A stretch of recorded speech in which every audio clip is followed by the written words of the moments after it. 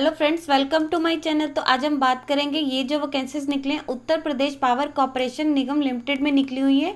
यहाँ पे इन्होंने इसका नोटिफिकेशन नंबर दिया हुआ है कि कौन कौन सी है। यहाँ पे दे रखे हैं कि आपकी मतलब ये जो रहेगी डायरेक्ट रिक्वायरमेंट रहेगी, सीबीटी यानी कंप्यूटर बेस्ड टेस्ट रहेगा आपका। टेक्नीशियन विद्युत के हेतु ये वैकेंसीज है, जो भी इसके एलिजिबिलिटी क्राइटेरिया को मीट करता है उसके लिए वैकेंसी है। और इसके लिए जो है ऑल इंडिया के कैंडिडेट अप्लाई कर सकते हैं। ऑनलाइन मोड से आपने जो है अप्लाई करना है। यहाँ पे इन्होंने इसका कोड बता रखा है, आपका पोस्ट कोड क्या रहेगा। यहाँ पे वैकेंसीज की डिटेल दे रखी है, कौन सी वैकेंसी रहेगी, आगे उसमें टोटल नंबर ऑफ वैकेंसीज कितनी है एंड यहाँ पे उसकी कितनी मतलब आगे कैटेगरी में कितनी वैकेंसीज रहेगी। यहाँ इन्होंने इसका पद कोड बता रखा है 826 रहेगा। पद का नाम बता रखा है, कौन सी मतलब पोस्ट है, टेक्नीशियन विद्युत की रहेगी इलेक्ट्रिक डिपार्टमेंट में।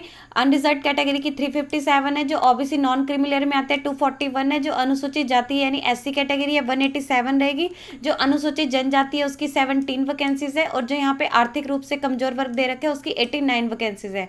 देन यहाँ पे दे रखे कि Uttar Pradesh power corporation limited के अनुसार मतलब जो इन्होंने वैकेंसीज की डिटेल्स बता रखी है, जो नंबर ऑफ वैकेंसी घट भी सकती है एंड बढ़ भी सकती है। और जो भी कैंडिडेट इसके लिए अप्लाई करे उसके पास आधार कार्ड यानी एक जिसपे उनकी फोटो आइडेंटिटी प्रूफ होना जरूरी है, यहाँ पे इन्होंने बता रखा है।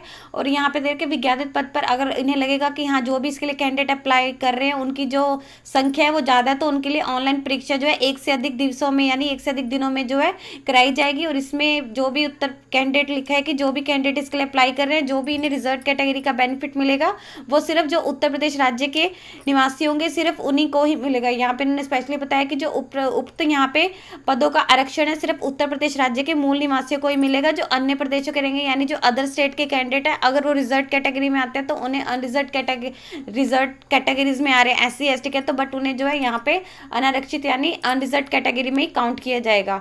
यहाँ पे उन्होंने वेतन बता रखे क्या रहेगा। उनका जो वेतन दे रखे है मैट्रिक्स लेवल 4 के अकॉर्डिंग 27,200 एवं अन्य भत्ते कॉर्पोरेशन में जो लागू होंगे वो नियमानुसार दिए जाएंगे। यहाँ पे उन्होंने इसके लिए शैक्षणिक योग्यता बता रखी है, यानी क्या क्वालिफिकेशन चाहिए होगी। अभी तक लिखे कि जो भी कैंडिडेट इसके लिए अप्लाई कर रहे हैं उन्होंने विज्ञान व गणित विषयों के साथ साथ हाई स्कूल या फिर उसके मतलब कोई भी अपनी जो यहाँ पे ले रखे कि जो भी कैंडिडेट इसके लिए अप्लाई कर रहे हैं उन्होंने हाई स्कूल या उसके समक्ष परीक्षा में जो विज्ञान यानी साइंस और जो मैथ है विषयों में उत्तीर्ण होने के साथ साथ उन्होंने जो यहाँ पे ट्रेड्स बता रखी है उनमें अपनी जो या तो वो किसी एनसीबीटी या फिर एससीबीटी से की होनी चाहिए, जो अपनी आईटी है। यहाँ बता रखे कौन से ट्रेड में होनी चाहिए, या तो इलेक्ट्रीशियन में होना चाहिए या इलेक्ट्रिकल में या फिर इलेक्ट्रिकल कौशल विकास के अंतर्गत विद्युत वितरण में होना चाहिए। अगर आपने जो अपनी स्टडी है यहाँ पे दे रखे डिस्टेंस एजुकेशन से की हुई है या फिर आपको एक्सपीरियंस के अनुसार कोई भी मतलब अपना ये एक्सपीरियंस के अनुसार आपको तकनीकी प्रमाण पत्र, तो इसके लिए वो आवेदन नहीं कर सकते हैं। आयु दे रखी है कि जो आपकी जो एज काउंट की जाएगी 1 जनवरी 2022 तक काउंट की जाएगी। जो मिनिमम एज दे रखी है न्यूनतम 18 साल और जो मैक्सिमम दे रखी है 40 ईयर्स तक की रहेगी। यहाँ पे छूट दे रखी है किन किन को जाएगी, जो अनुसूचित जाति या अनुसूचित जनजाति या फिर अन्य पिछड़ा वर्ग नॉन क्रिमिनल या फिर स्वतंत्रता सेनानी आश्रित स्वतंत्रता संग्रामी एवं उनके आश्रित का जो भी कैंडिडेट इसके लिए मतलब ये जो इन्होंने रिजर्व कैटेगरीज बता रखी है उन कैटेगरीज में जो भी कैंडिडेट अप्लाई करें उनका उत्तर प्रदेश का मूल निवासी होना यानी परमानेंट रेजिडेंट होना आवश्यक है। अगर यहाँ के मूल निवासी हैं तो उन्हें यहाँ पे दे रखे अधिकतम आयु में 5 वर्ष की छूट मतलब यहाँ दी जाएगी। भूतपूर्व सैनिक यहाँ पे बता रखे जो भूतपूर्व सैनिक है कम से कम 5 वर्ष की सेवा हो तो उनके अनुसार उन्हें यहाँ पे दे रखे 3 वर्ष जोड़ते हुए अधिकतम आयु में 15 वर्ष तक की छूट मान्य होगी।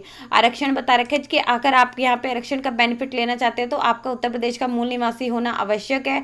यहाँ पे यही बता रखे कि अगर अनुसूचित जाति या फिर अनुसूचित जनजाति अन्य पिछड़ा वर्ग नॉन क्रीमिलियर या फिर आर्थिक रूप से कमजोर वर्ग का जो मूल निवासी नहीं है तो उसे सामान्य यानी अन्य पिछड़ा वर्ग के अंतर्गत ही आवेदन करे, अगर उन्हें लगता है कि वो किसी अनरिजर्व कैटेगरी में आते हैं। आवेदन शुल्क बता रखा है, आपकी जो फीस रहेगी यहाँ पे इन्होंने बता रखा है नॉन रिफंडेबल रहेगी। और यहाँ पे अगर आपकी जो एससी कैटेगरी या फिर एसटी कैटेगरी से बिलोंग करते हैं उत्तर प्रदेश के मतलब मूल निवासी होना आवश्यक है। अगर आपको इसका बेनिफिट चाहिए तो आपकी जो फीस रहेगी 826 है। अन्य समस्त श्रेणी यानी बाकी जो अन्य कैटेगरी है चाहे वो रिजर्व कैटेगरी हो अदर स्टेट के लिए या फिर जो इसको छोड़ के हैं ओबीसी जनरल, इनकी जो फीस यहाँ पे दे रखी है 1180 रुपये रहेगी। आपने जो अपनी ये एप्लीकेशन फीस पे करनी है नेट बैंकिंग के थ्रू या फिर डेबिट कार्ड या क्रेडिट कार्ड या फिर स्टेट बैंक ऑफ इंडिया के चलान के माध्यम से जमा होगी।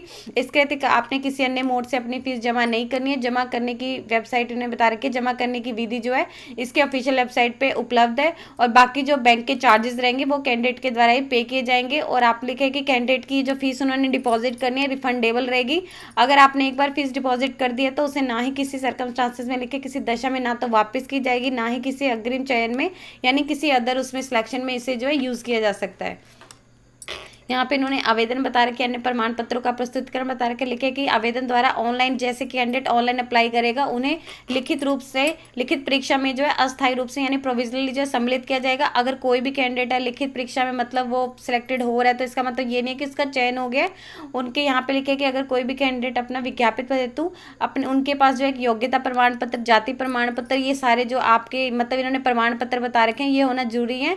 ये आपके जो है 31 मार्च 2022 के बाद का होना जरूरी है। अगर आपको यहाँ पे बता रखे कि योग्यता प्रमाण या फिर जाति प्रमाण पत्र चाहिए तो इसके अलावा आर्थिक रूप से कमजोर वर्ग यानी ईडब्ल्यूएस कैटेगरी का सर्टिफिकेट है तो वो भी आपका 31 मार्च 2022 के बाद का होना जरूरी है। मूल निवास प्रमाण पत्र वो आपका यहाँ पे इन्होंने बता रखा है 31 मार्च 2019 के बाद का होना जरूरी है। यहाँ पे स्वतंत्रता से ग्रामीण आश्रित प्रमाण पत्र बता रखे, उस पर जिलाधिकारी के हस्ताक्षर से जारी प्रमाण पत्र ही मान्य होगा। यहाँ इन्होंने सर्टिफिकेट बता रखे किस किस के अकॉर्डिंग जो है आपके मतलब होने चाहिए। देन यहाँ बता रखे अनापत्ति प्रमाण पत्र, यदि कोई भी अभ्यर्थी किसी सरकारी या अर्ध सरकारी विभाग में कार्यरत है तो उसे नियुक्ति के समय अपने विभागाध्यक्ष द्वारा निर्गत अनापत्ति प्रमाण पत्र जो है प्रस्तुत करना आवश्यक है कि उन्हें यहाँ पे एनओसी बता सकते हैं। चरित्र प्रमाण पत्र आपको यहाँ पे आपको अपने किसी शिक्षण स्थान के प्रधानाचार्य या फिर कोई दो मतलब यहाँ पे गेस्टेड ऑफिसर यहाँ पे बता रखे जो संबंधी ना हो, जो आपके रिलेटिव ना हो, उनसे आपने एक चरित्र प्रमाण पत्र नियुक्ति के समय जब भी आपको मतलब वहाँ पे किया जाएगा आपको प्रस्तुत करना होगा। इसके अलावा विवाहित स्थिति बता रहे कि अगर कोई ऐसा पुरुष या महिला है जिसने एक से अधिक विवाह किए हुए के विधि विरुद्ध यानी जीवित पत्नी या पति के होते हुए भी ऐसी महिला या पुरुष है जिसने विधि विरुद्ध ऐसे व्यक्ति से विवाह है जिसके एक से अधिक पत्नी है या फिर पति है तो उसका भी चयन नहीं होगा। यानी यहाँ बता रखे आपकी जो चयन प्रक्रिया होगी यानी आपकी जो सिलेक्शन प्रोसीजर रहेगा सीबीटी के आधार पर रहेगा, यानी आपका कंप्यूटर बेस्ड टेस्ट रहेगा। उसका लिखा है कि 2 भागों में चयन होगा जिसकी अवधि 3 आवर्स की आपकी रहेगी। फर्स्ट भाग की लिखित परीक्षा यहाँ पे बता रखे है CCC के स्तर पर कंप्यूटर ज्ञान से संबंधित वस्तुनिक आधार पर प्रश्न पत्र होगा जिसमें 50 प्रश्न पूछे जाएंगे। पर एक प्रश्न जो है 1 मार्क्स का रहेगा और इसमें मैक्सिमम दे रखे 50 मार्क्स होंगे। अगर आप कोई भी गलत आंसर देते हैं तो आपका 1/4 मार्क्स डिडक्ट कर दिया जाएगा। और कंप्यूटर भाग के प्रथम भाग में जैसे इसके 2 इन्होंने बता रखे हैं 2 पार्ट रहेंगे। जो फर्स्ट इसका पार्ट रहेगा उसमें आपको कम से कम 20 अंक लेना अनिवार्य होगा, अन्यथा आपको जो द्वितीय भाग रहेगा यानी जो सेकंड पार्ट रहेगा उसमें आपको जो है नहीं उसका मतलब आपको मूल्यांकन नहीं किया जाएगा। कंप्यूटर भाग के प्रथम भाग में मेरिट आधार पर हेतु जोड़े नहीं जाएंगे।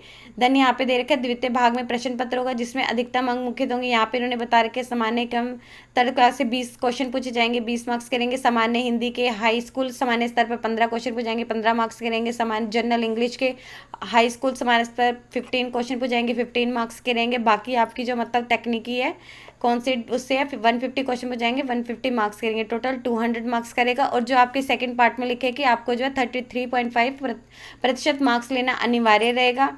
यानी ऐसे अभ्यर्थी जिन्होंने कम से कम 87 मार्क्स जो है उन्हें लेने ही होंगे, अन्यथा वो इस चयन से अगर उन्होंने 87 से कम अंक प्राप्त करें अन्यथा उन्हें इस चयन से जो है बाहर कर दिया जाएगा। देन यहाँ पे इन्होंने बता रखा है परीक्षा स्थान कौन कौन से हो सकते हैं। जो आपकी परीक्षाएं हैं लखनऊ, वाराणसी या फिर मेरठ, आगरा, कानपुर शहरों में होगी। बाकी इसकी कैंडिडेट की मतलब संख्या के आधार पर डिपेंड करता है कि इसके अनुसार जो परीक्षा के स्थान है उसे बदला भी जा सकता है, घटाया भी जा सकता है, बढ़ाया भी जा सकता है। आवेदन कैसे करें यहाँ पे बता रखे कॉर्पोरेशन की वेबसाइट बता रखी है www.uppcl.org को खोलें। वहाँ पे आपको अप्लाई ऑनलाइन का ऑप्शन आ जाएगा। यहाँ पे जैसे इसकी एडवर्टीजमेंट दी हुई है टेक्नीशियन इलेक्ट्रीशियन की वैकेंसीज निकली है इलेक्ट्रिकल में, तो आपने वहाँ पे जाके फॉर द पोस्ट आप इस पर क्लिक करेंगे। देन वहाँ पे हाउ टू अप्लाई अगर आपने देखना है वहाँ से हाउ टू अप्लाई का आ जाएगा। यहाँ पे दे रखे कि जो भी कैंडिडेट इसके लिए अप्लाई कर रहे हैं तो उनके पास एक registered email ID and mobile number जरूर होना चाहिए। देन यहाँ पे प्रवेश पता रखे कि जो भी आपको आवेदन पत्र है वो इसकी जो भी मतलब यहाँ पे एडमिट कार्ड वगैरह होंगे वो इसकी ऑफिशियल वेबसाइट से आपको डाउनलोड करने होंगे।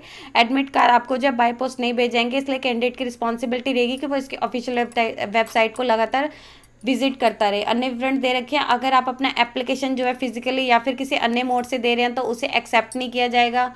अन्य मतलब आपको जो भी यहाँ पे इन्होंने बता रखे कि अगर आपको कोई भी नियुक्ति से पूर्व किसी प्रकार की गलत सूचना पर या प्राप्त होने पर या कोई भी आपको ऐसी है तो आवेदन संबंधी पूछताछ यहाँ पे इन्होंने ईमेल आईडी दी हुई है, आप यहाँ पे संपर्क कर सकते हैं।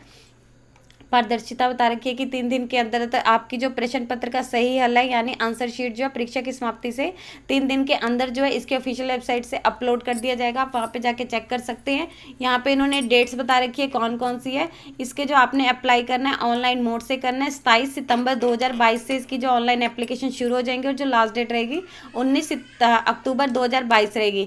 आपने जो इसकी फीस मतलब डिपॉजिट करनी है ऑनलाइन मोड से, जैसे इन्होंने बताया था कि नेट बैंकिंग से, क्रेडिट कार्ड से या डेबिट कार्ड से, उसकी जो डेट्स दे रखी है 27 सितंबर से लेकर 19 अक्टूबर तक आपकी जो इसकी फीस है वो ऑनलाइन पे कर सकते हैं। और आप अगर इसकी फीस ऑफलाइन मोड से पे करते हैं तो यहाँ पे इन्होंने इसकी अलग डेट दे रखी है कि चलान जो आप इसका चलान वगैरह जनरेट करना है यानी डाउनलोड करना है वो आप 19 अक्टूबर 2022 तक कर सकते हैं। बट आपकी जो इसकी फीस की जमा करने की लास्ट डेट दे रखी है वो 21 अक्टूबर 2022 है।